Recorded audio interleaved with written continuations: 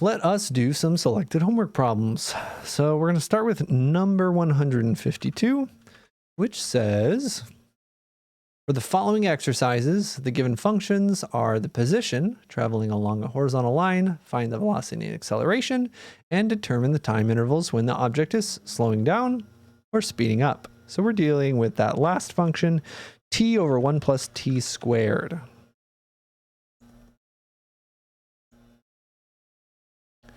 And we need the velocity and acceleration. Velocity is the derivative of the position function. We get to use the quotient rule. So let's let that numerator be f. The denominator, let's call it g. Quotient rule says low d high minus high d low, square the bottom, and away we go. D means the derivative, so d high, derivative of f. That's why we have an f prime up there. So again, if f of t is just t, and g of t is 1 plus t squared, f prime is just 1, and g prime is just 2t. So now we just replace everything. F prime is 1 times g, minus f, which is t, times g prime, which is 2t, all over g squared. Whew. We need to simplify because we got to do this again. We need the acceleration. So let's simplify this velocity before we have to worry about taking the derivative again. It's going to be 1 plus t squared minus 2t squared. And if we're trying to simplify, let's leave the bottom factored. It's usually a good idea. I can't write this close to the bottom of my tablet. Actually pretty hard. Let's try to simplify the bottom. It's going to be a 1 minus t squared is how the numerator simplifies. Bollocks. So there's not much we could do. We could factor the top, but if we factored it, it would be 1 minus t, 1 plus t. And even though that looks kind of close to one of the factors in the bottom, nothing, the bottom is prime, nothing really simplifies. So if we want to take the derivative again, and want to or not, we do have to do it. Here is one of the situations where we're going to have to FOIL out the bottom. And the reason why we have to FOIL out the bottom is so that we can use the product rule. Because we cannot use, or sorry, the quotient rule, we cannot take the derivative of this yet without either the product rule or by FOILing it out. So that's our derivative. This is v.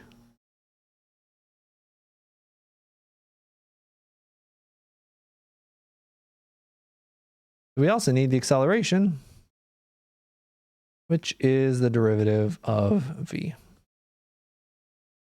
So again, let's call this f, let's call this g. F of t is 1 minus t squared. It's a little tedious, but it's good practice. G of t is the denominator. F prime is negative 2t. G prime is 4t plus 4t squared cubed.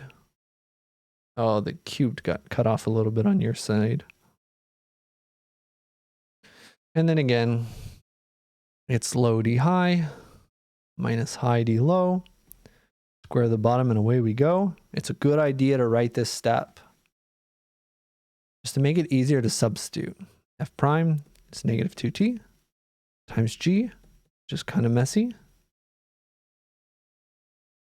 minus f, which is 1 minus t squared, times g prime is 4t plus 4t cubed, all over g squared.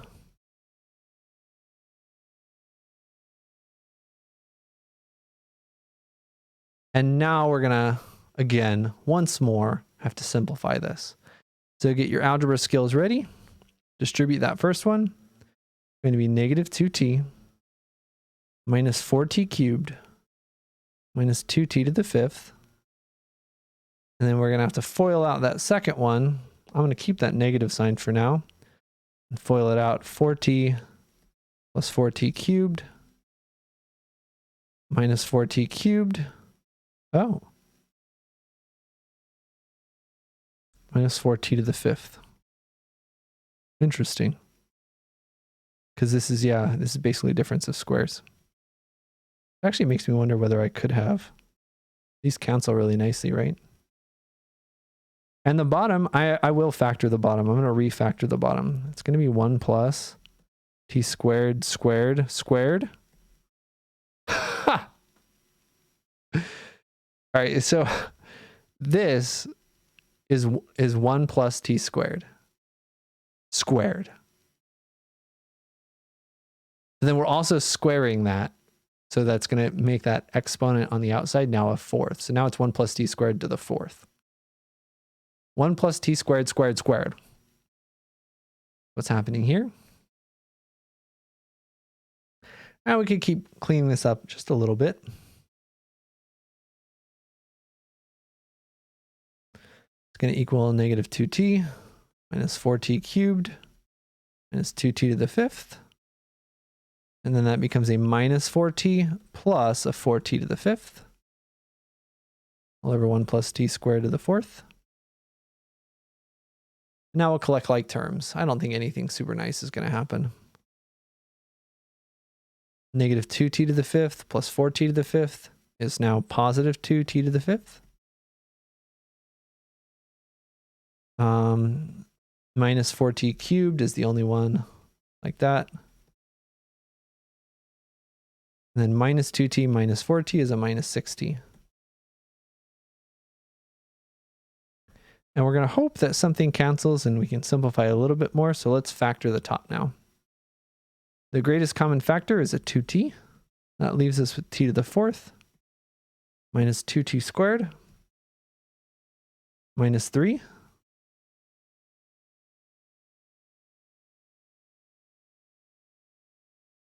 And I think we can factor that top again into t squared minus 3, t squared plus 1.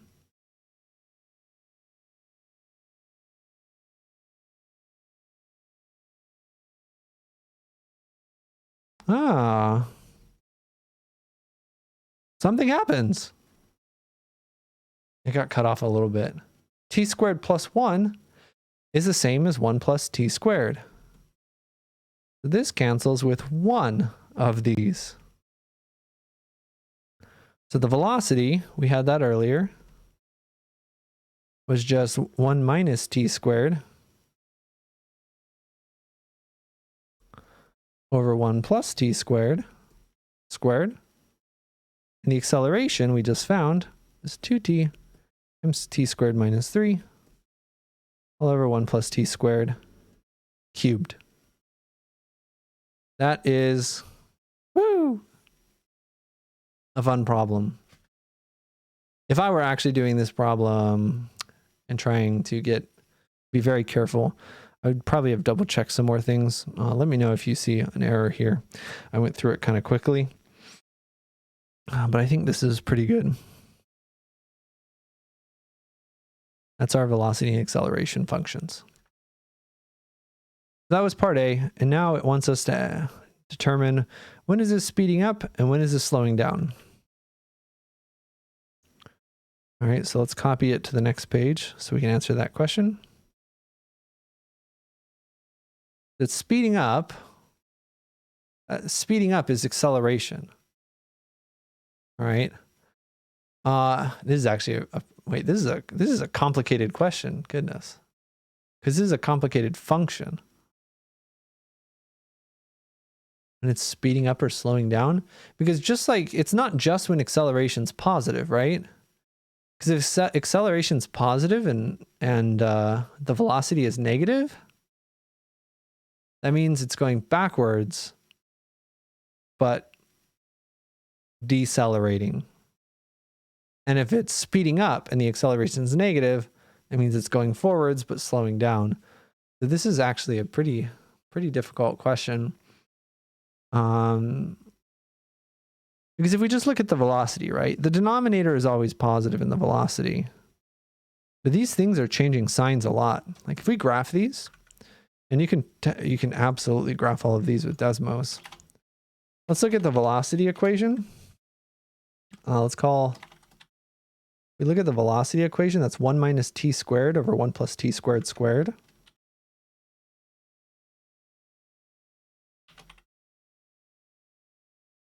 And we look at the I need to rechange my scale. That's fine. Look at the acceleration, which is 2t times t squared minus 3. All over 1 plus t squared cubed. And let's look at, it doesn't even tell us like what domain it wants, right? Yeah. Doesn't even tell us the domain. Let's zoom in a little bit. All right, we can zoom in more than that. And then look from like -5 to 5 should be enough. This is the this is what's going on with this function. So this orange graph here, let me zoom out so you can see this a little bit more clearly. This orange graph is the velocity. So whenever either the velocity or the acceleration crosses the x-axis, something is going to change. So at these points, something is going to change. So let's look, this is determining, goodness, this is, so let's just look. Let's just look at a couple of these intervals. So when t is less than -1.7 seconds, let's divide this all up. Let's look at t. Look at t. Let's look at the sign of the velocity. Let's look at the sign of the acceleration. And then ask whether it's accelerating or decelerating. Let's make a little table.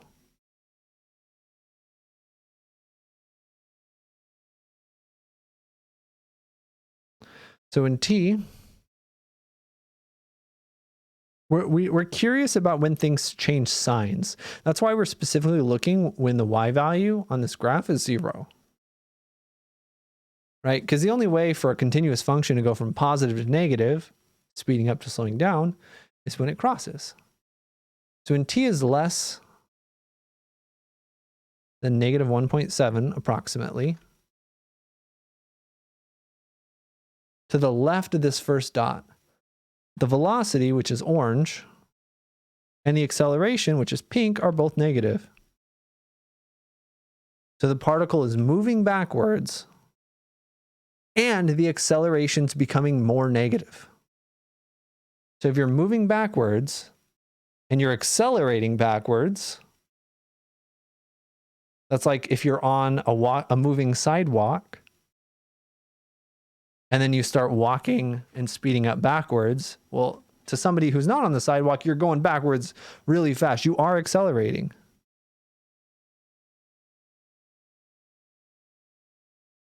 And then what happens between these next two dots?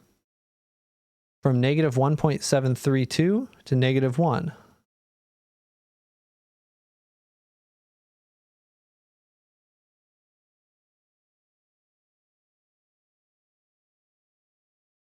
Well, now, remember pink, I can show it over here. Pink is the acceleration. So in this region between these 2 points, your acceleration is positive, but your velocity is negative. Velocity is negative, acceleration is positive. In this situation, in this interval, we're still going backwards. We're still on the moving sidewalk, but now we're accelerating forwards. Okay, so we're still going backwards, but now we're starting to move more forwards. The magnitude of our velocity is now decreasing. We're slowing down. Because our velocity is approaching 0. And again, it's accelerating if they're the same sign.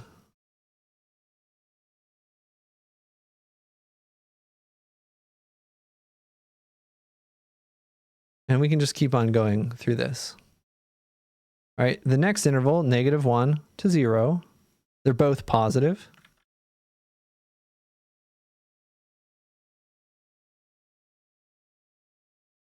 So now we're moving forward and we're speeding up forward. We're moving forward and we're accelerating forwards. So again, it's going to be yes. And you just keep on doing this from 0 to +1. 0 to +1. The acceleration is negative. The velocity is positive. So now again, we're moving forward, but slowing down. And finally, from 1, well, not finally, from 1 to 1.732. All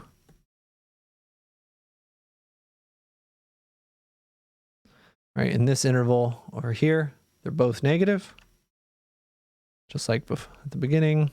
So we are accelerating in the backwards direction. And when t is bigger than 1.732, to the right of this point, the acceleration is always positive and the velocity is always negative. All right, so negative velocity, positive acceleration.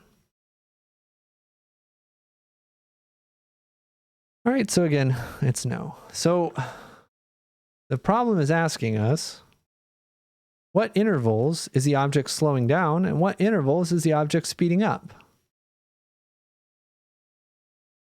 So it's accelerating or speeding up on the intervals that have a yes. So negative infinity up to -1.732. Union, -1 to 0. Union, 1 to 1.732. And it's decelerating. Wait, I don't know how to, is it really 1L? I don't know how to, wait, I don't know how to spell, this is a real word, right? Decelerating. How come accelerating is 2? Oh. Yeah, it is. All right, I did spell it right. Decelerating on the other intervals. All right, so everything that has a no, -1.732 up to -1. Union, 0 to 1. Union, 1.732 to infinity. So those are our answers. They're pretty complicated. Remember that things are going to be accelerating if the velocity and the acceleration have the same sign. If they're both negative, that means that we're going faster, just backwards. They're both positive, we're increasing our velocity forwards. Those are both acceleration. All right, that's this question. Next one I want to do is 158, which should hopefully be shorter.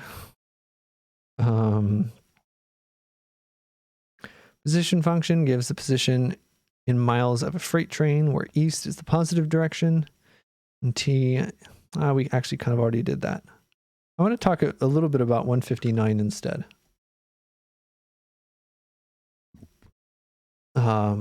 This shows the position function.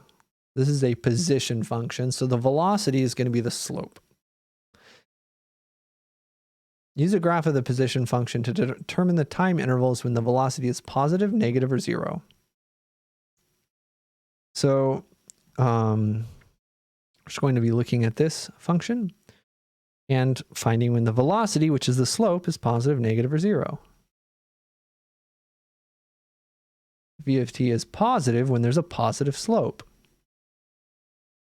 Positive slope from 0 up to about 1.5.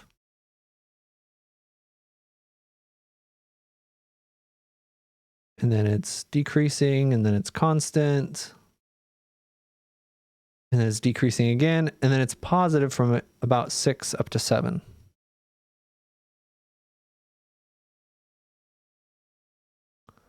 The velocity is negative when the slope is negative. So from about 1.5 to 2.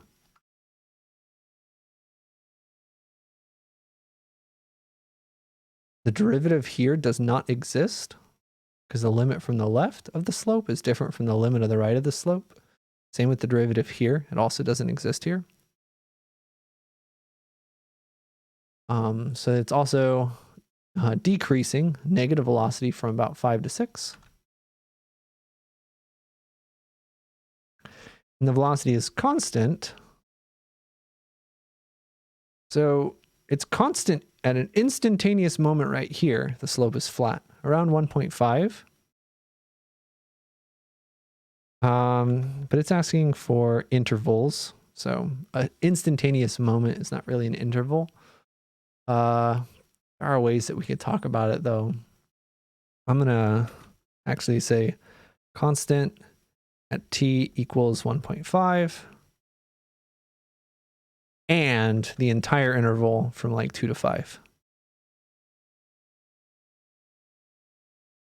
We're using open brackets here because, again, the derivative doesn't exist at this point. Derivative doesn't exist on this point.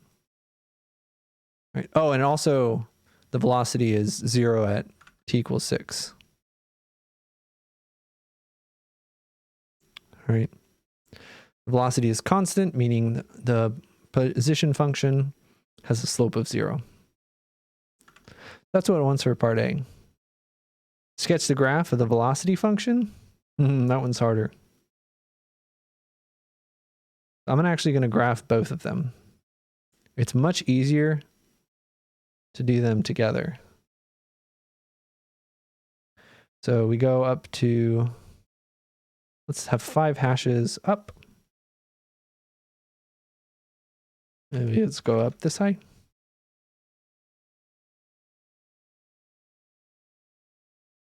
That's 2.5.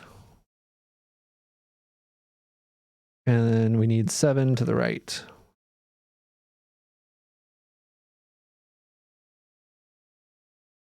So we start at 0, 0. Kind of have a parabola up to about 1.5, 2.25.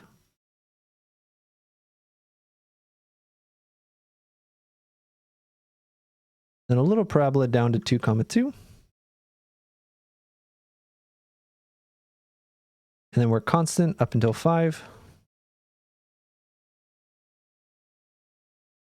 And then a downwards parabola until 6, 1.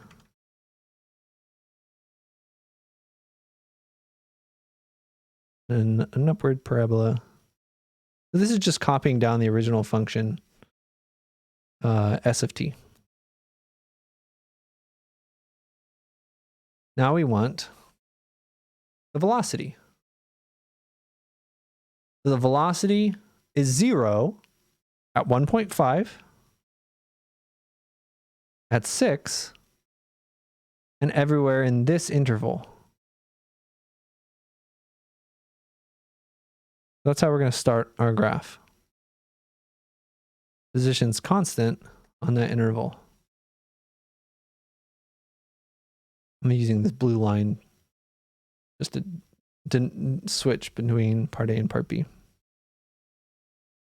All right, and at the start, the velocity is positive. And I don't know how big it is, but it looks pretty big. Maybe the velocity is about 5. Oh, it's not 5 though, right? Going up 5 boxes, that's 2.5. Right, so if we draw a little tangent line, it's going up about 2.5 and over 1.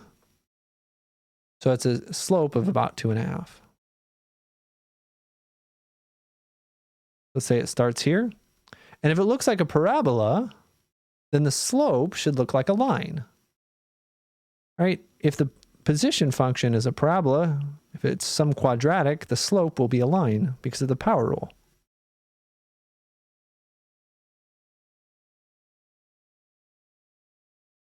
And specifically, now the parabola continues, keeps going. It's all one parabola on this interval. Then again, the slope doesn't exist here. There's no function value for that slope function here. Now the slope is 0 for a while, so s prime of t, which is the red graph, stays 0 for a while. And then at 5 again, the slope appears to be another parabola. Let's say the tangent line kind of looks like this. It kind of looks like we go down 3 boxes and right 1. 3 boxes is 1.5. So it looks like the slope is about negative 1.5.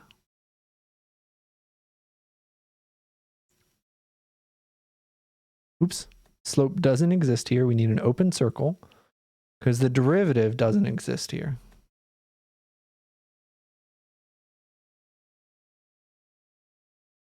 And again, slope should be increasing right here. One really small note actually is that the derivative doesn't, this should be an open circle right here too. It's not letting me. There, because the derivative is a two-sided limit and the function doesn't even exist to the left of here. This is a pretty complicated problem, but it's a good problem. All right, just looking at a bunch of slopes, and our graph should agree with our answer for part A. So velocity is positive on the interval from 0 to 1.5. Yeah, good. We're positive in this interval. And it should also be positive from 6 to 7. Good. We're positive on this interval. Velocity should be negative from negative 1.5 up to 2. Good. And from 5 to 6. Good. Should be constant at 1.5 and 6. 1.5 and 6. And it should be constant on the interval from 2 to 5. We also have that. So our answers for A and B are consistent. And that's what the derivative is going to look like. Notice at these places where I say the derivative doesn't exist, it's because the slope from the left and the slope from the right are different. That correlates to jump discontinuities in the derivative function. Remember 2.4 continuity. Lots of good stuff here. Let's move on to part C. Use a graph of the velocity function to determine the time intervals when the acceleration is positive, negative, or 0.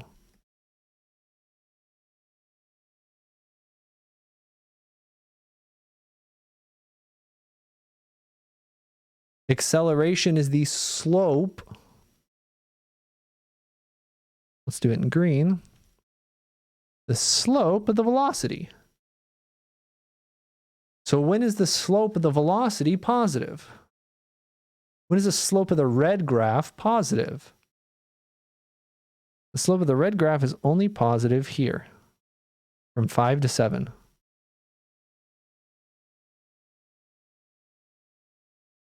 When is the slope of the red graph negative?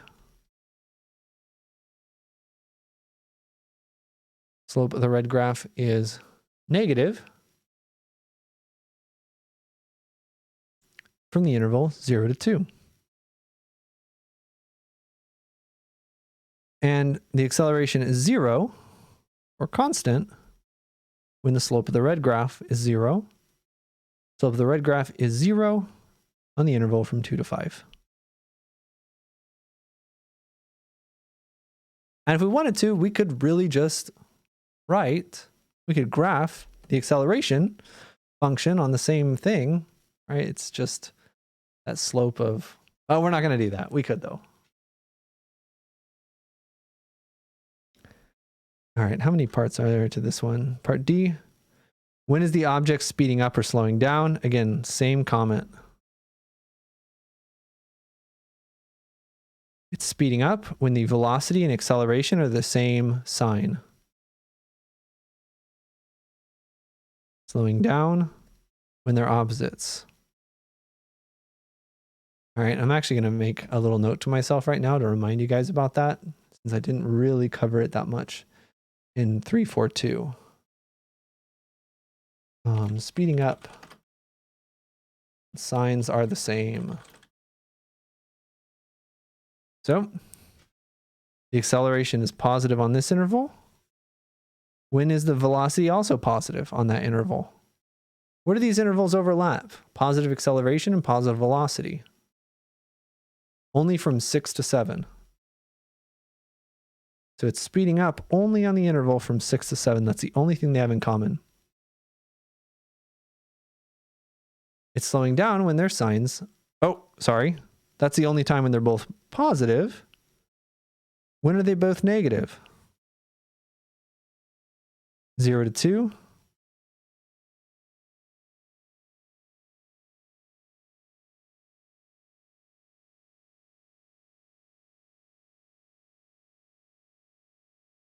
What's going on here? Negative 1.5? There's no negative values here. There should be a positive 1.5. Silly Jason. Hope you guys caught that.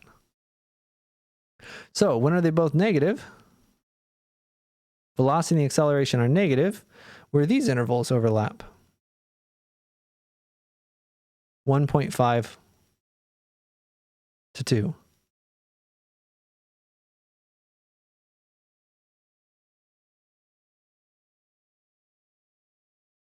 All right.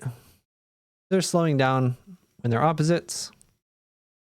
So that's when one is positive and the other's negative. That's going to be from 5 to 6.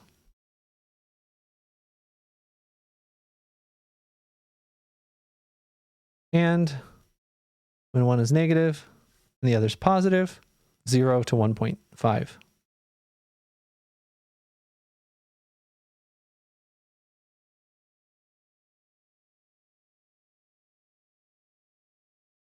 All right. And again, if we did graph, this would be easier to see its connection to the previous example if we did graph both of them. Right? The acceleration is the slope of the velocity. Slope of this.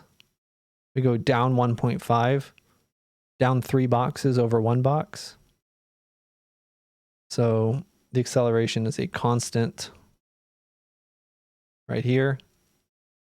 Then the acceleration is also 0 for a while because the velocity is not moving.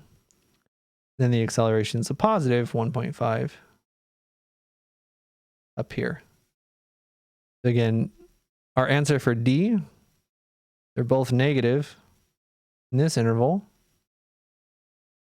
1.5 to 2, so that's speeding up.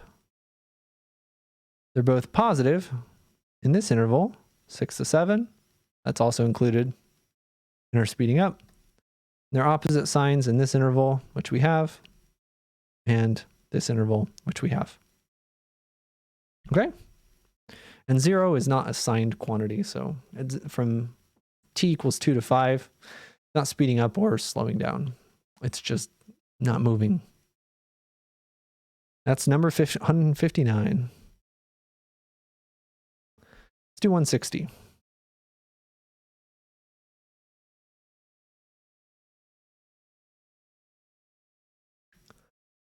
All right, number 160.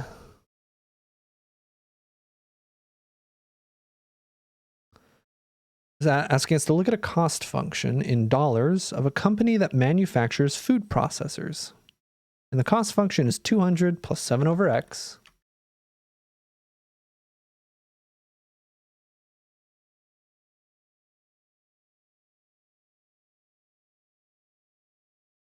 Plus x squared over 7. X is the number of food processors manufactured, and C is in dollars.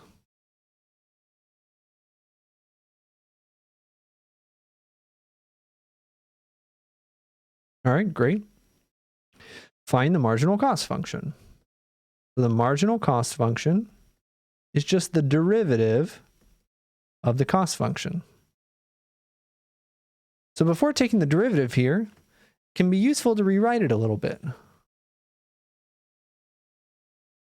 Right, c of x is 200 plus 7 times x to the negative 1. If we write it in this form, then we can use the power rule. And x squared over 7, if we write it as 1/7 times x squared, it's a little easier to work with. So the derivative of this function with the power rule is negative 7, x to the negative second power, plus 2/7 x. Or again, we could rewrite this as negative 7 over x squared, plus 2x over 7. A couple of different ways that we could write this. I actually still like the 2/7 x myself. That's our marginal cost function. You could write it c prime, you can write it mc, no preference.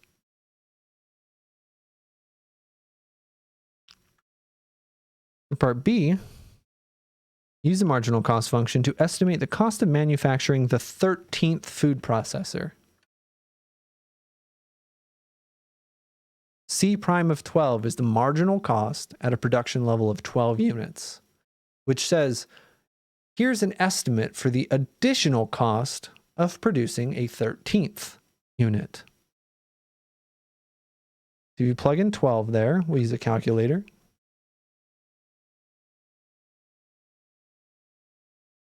C of x is equal to, all right, let's not use c. F of x equals negative 7 over x squared plus 2/7 x. We're looking at the marginal cost at 12. It's about 3.38.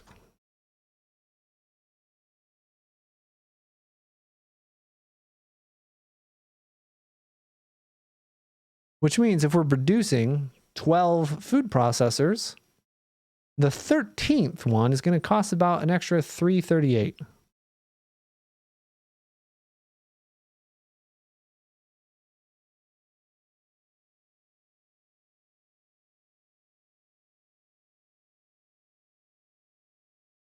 That's what marginal cost is all about, saying at this production level, how much is it going to cost to make one more? How much extra money? So it's the previous cost, and then about $3.38 to make this one more at 12. Part C. Find the actual cost of that 13th. Well, that's going to be, what's the total cost at a production level of 13 and the total cost at a production level of 12? And that's just going to be 200. Again, I'm going to use a calculator. 200 plus 7 over x plus x squared over 7.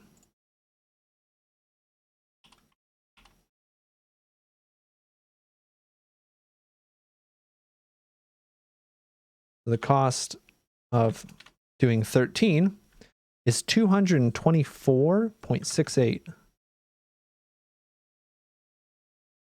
And now you might say, if the 13th processor only costs $3, how come it costs so much money to make 13? The answer lies in the cost function. This is what's known as the startup cost, which means that even if we don't, well, actually, no, we can't make that analysis. This cost function is not even valid for a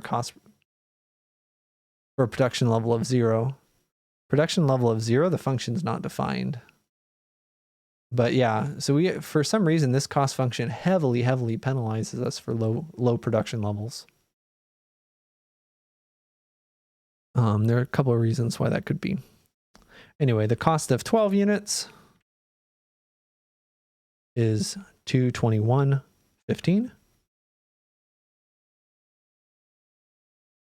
So the actual cost of that 13th unit is just this difference, about 3.53.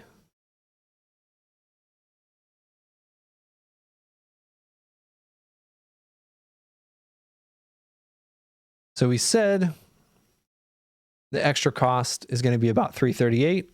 Turns out our approximation was kind of close. but it's actually 15 cents more. And it turns out that the bigger the second derivative, the bigger in magnitude the second derivative is, the more off these are going to be, basically. Let's do two more. Let's do 166.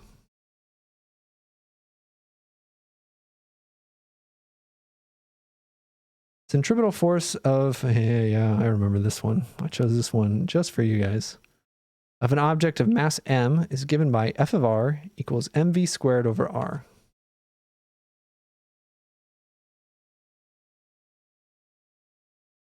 So the centripetal force, right, it's going to have to do with the mass of the object, right? The bigger the mass, the bigger the force. It's going to have to do with the velocity, specifically, not only the bigger the velocity, but also like squaring it. And then the bigger the radius, the smaller the force, right? You're spinning something really, really fast with a small radius, there's going to be a ton of centripetal force keeping that thing going in a circle. But if it had a big radius and it was moving at the same speed, you wouldn't even notice it. Find the rate of change of centripetal force with respect to the distance from the center of rotation. So when it says with respect to the distance, that means the rate of change is the derivative with respect to the distance r. It really does want us to find f prime of r.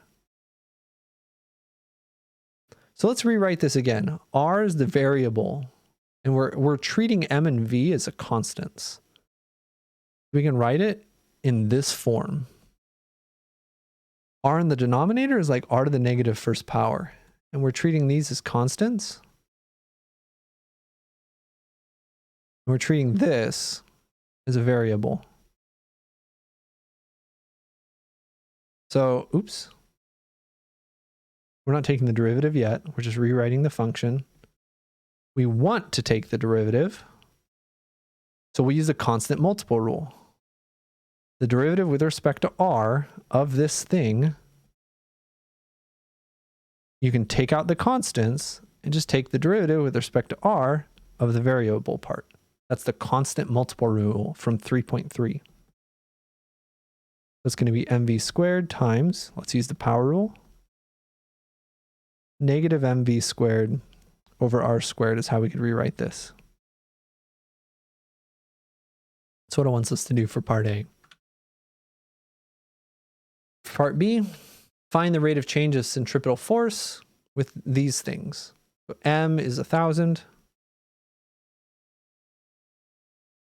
kilograms. Velocity is 13.89 meters per second.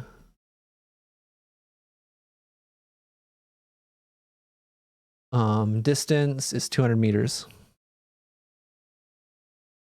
I should have wrote this where you guys could see. Let's copy it to the next page. Oops. Oops. No, I don't need another one here. Go away. Go away. All right, let's try this again. Let's copy this to the next page. Great. All right, so it just wants us to plug these things in. F prime at 200 meters. Was it really 200 meters? Yep. Going to be negative m times v squared over r squared.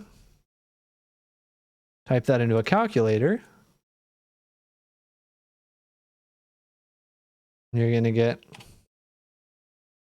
negative 1,000 times 13.89 squared divided by 200 squared. About negative 4.82. And now the hard part is units. So there's a couple of ways to get to the units here. One of the ways is just looking at this. The other way is to look at the units of the original force. Force is usually in newtons. So this should just be newtons per distance. because the per is whatever our independent variable is. A lot of time it's time, but in this it's meters. So this is going to be newtons per meter. The other way is to just look at the equation. M is kilograms times the velocity squared. Velocity is meters per second, but we're squaring it. We're dividing by r, which r squared, which is in meters.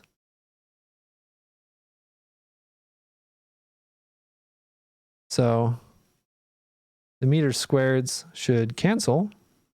Uh-oh. Everything all right? Should get kilograms per second squared. I feel like I made a mistake because force really should be in newtons.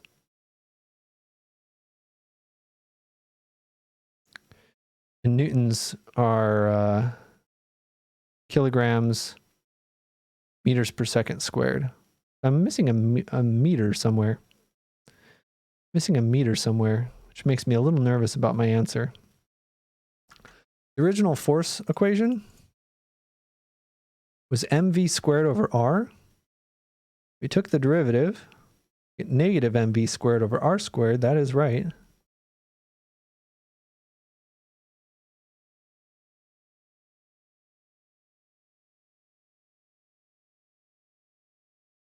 Oh, I see. I see. There's not a problem here. Right? What did we expect it? Force was in newtons, and it's per meter.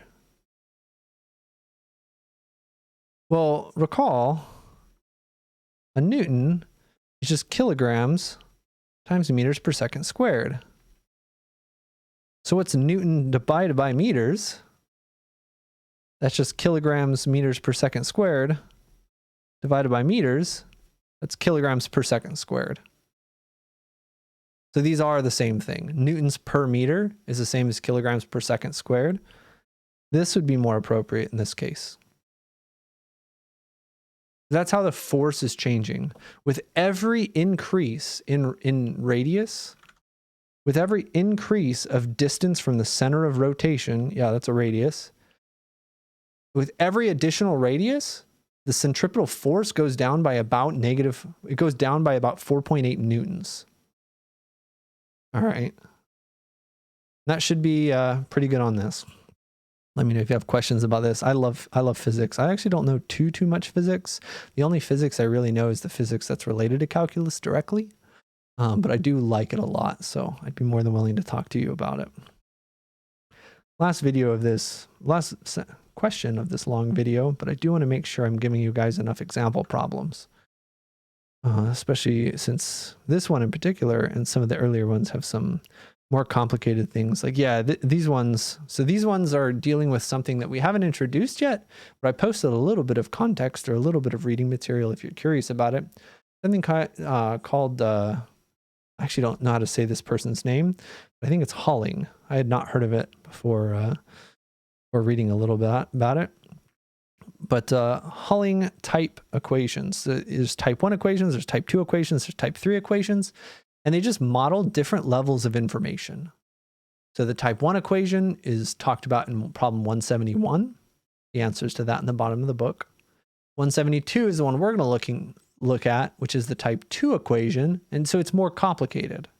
It talks about, it incorporates more things. And then the Halling type 3 equation is even a little bit more complicated and introduces some extra stuff as well. So the Halling type 2 equation, let's look at number 2.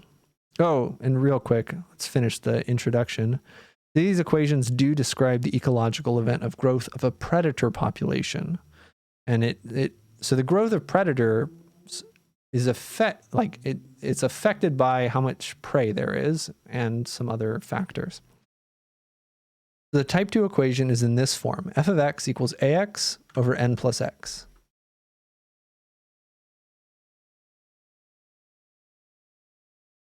All right, where x is the amount of prey available and a is positive.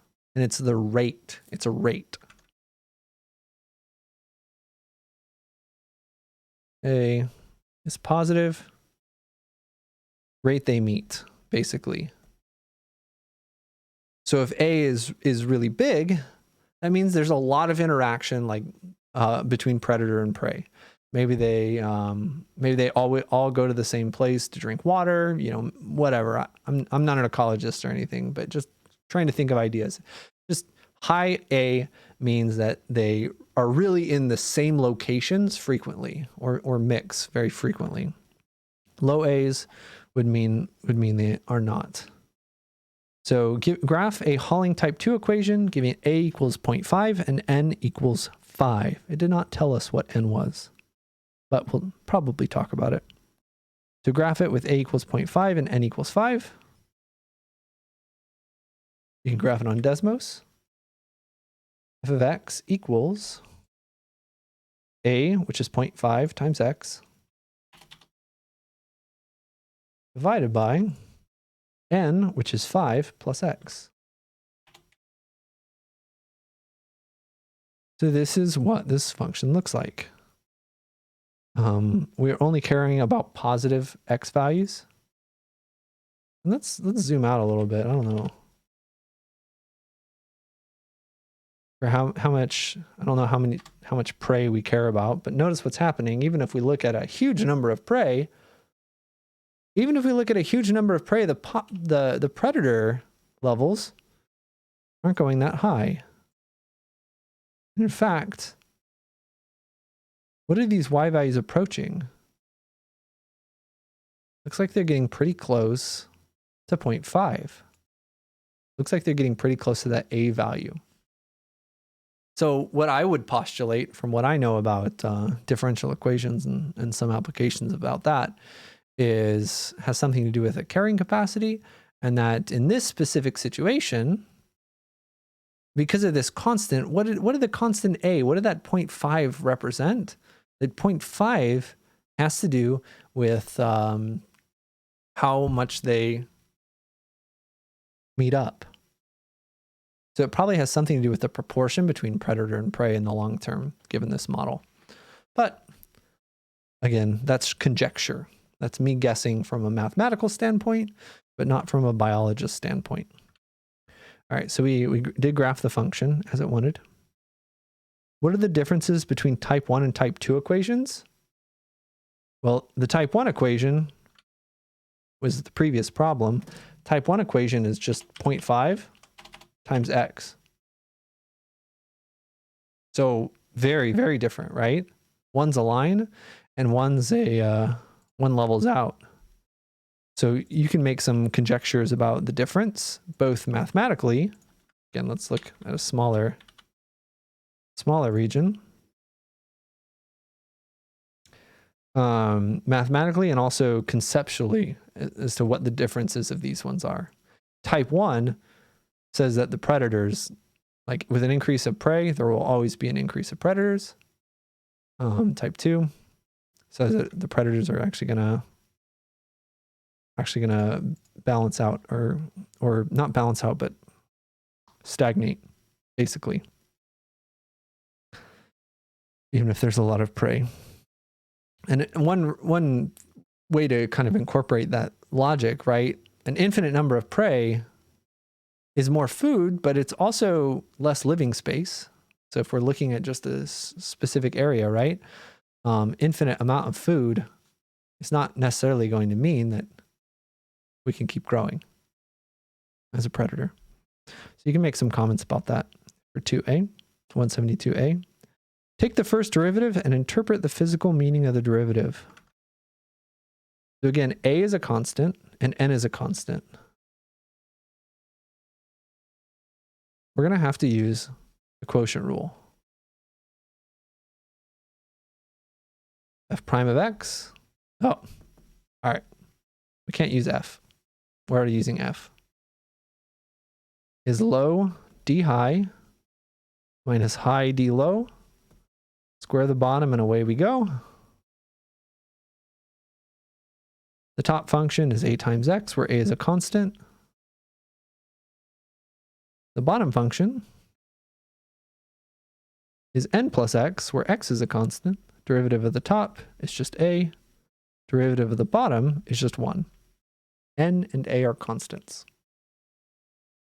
So the derivative of this type 2 model is h prime, which is a times g, which is n plus x,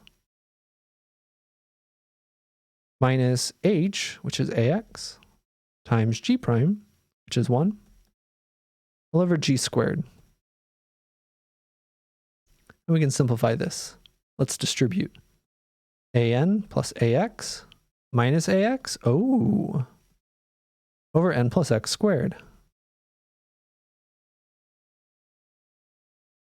So a times n over n plus x squared.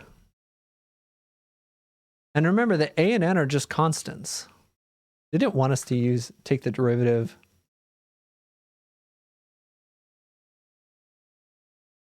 Okay, yeah. It did want us to take the derivative of this general one, not the one that we graphed. So you can see then that as x gets really big, this is basically the reciprocal squared function. As x gets really big, we have some constant divided by a really big number. The slope goes to 0.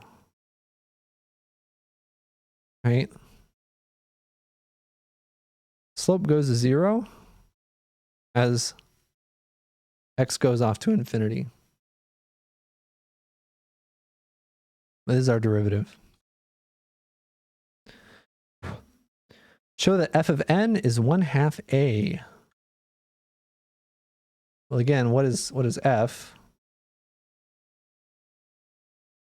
F is ax over n plus x.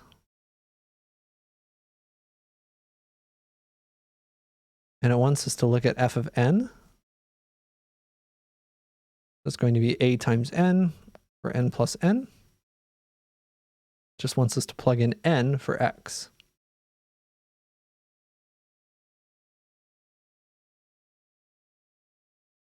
Well, that's just an over 1n plus 1n is 2n's. They cancel and we get a over 2, which is exactly what 1/2 a is a over 2. Great. So what does n represent?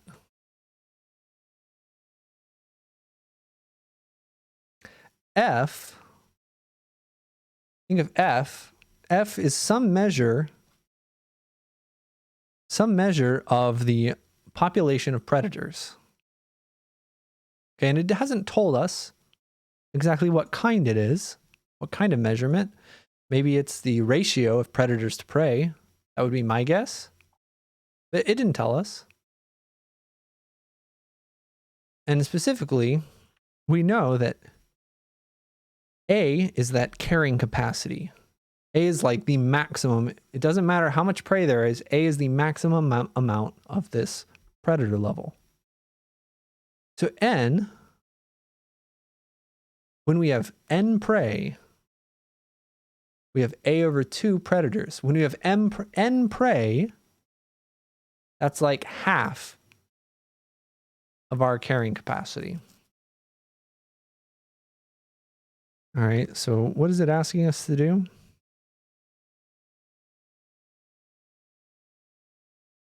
Interpret the meaning of the parameter n.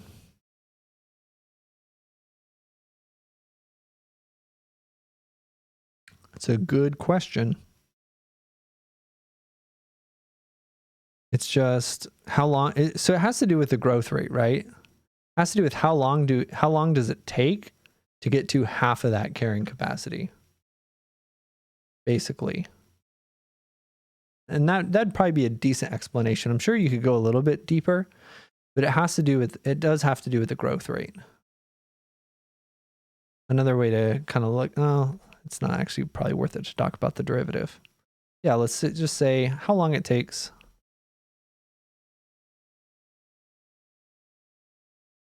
And you could even say like to get to half of the capacity. To have predator population at half capacity. So it's related to growth rate. And again, I'm not a biologist, and I don't expect any of you guys to be biologists either. Some of you might be, in which case that's great.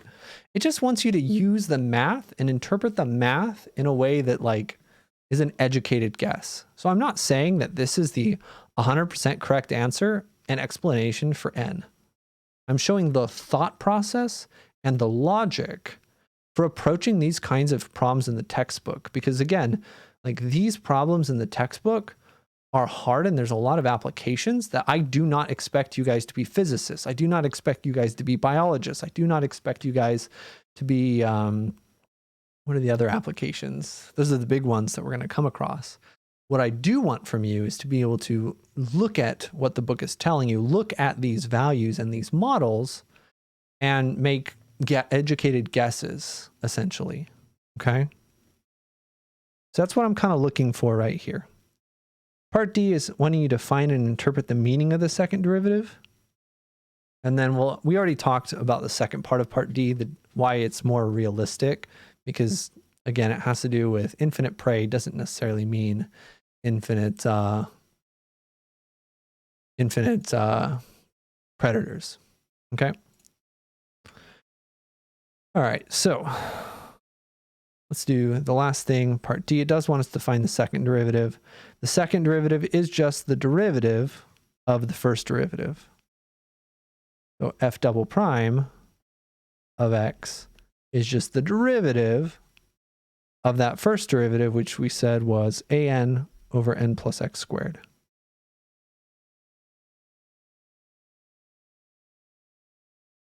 And this one's going to go very, very similar to the problem we did at the beginning of this video, if you can remember back that long, where if we don't want to use the product rule, then we're really going to want to FOIL out that denominator. So it's a times n over n squared plus 2nx plus x squared. All right. Now we'll need to take the derivative with respect to n. Oh, there's even something nicer that we can do. We don't have to use the product rule here at all.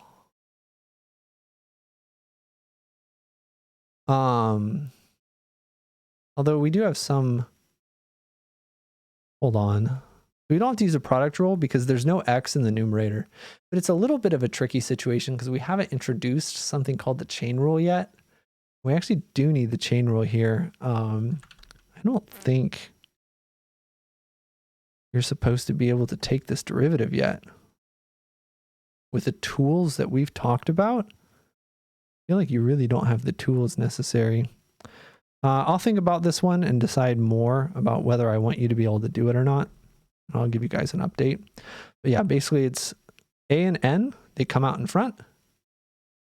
Now we're looking at the derivative of n squared plus 2nx plus x squared to the negative first power. And yeah, this relies on something called the chain rule. I don't think there's a way to do it without the chain rule, which we haven't introduced yet. So we're going to skip this for now. I don't think it's something that you need to worry about if you have the second derivative, and I don't see a way around it. I don't want to kind of gloss over it. Yeah, we'll say this uses the chain rule, which I think is like 3.6 or something. It's in a couple sections. It's coming up, but not quite yet. So yeah, you wouldn't have to find the second derivative for this one.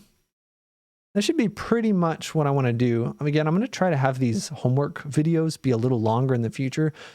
Should have said this at the start, but future ones are going to be a little longer. Don't watch this entire video all at once. Just watch it, just watch one problem maybe, think about that problem, work on some other stuff, then come back here and watch some more. Okay? Let me know if you have any questions, and good luck.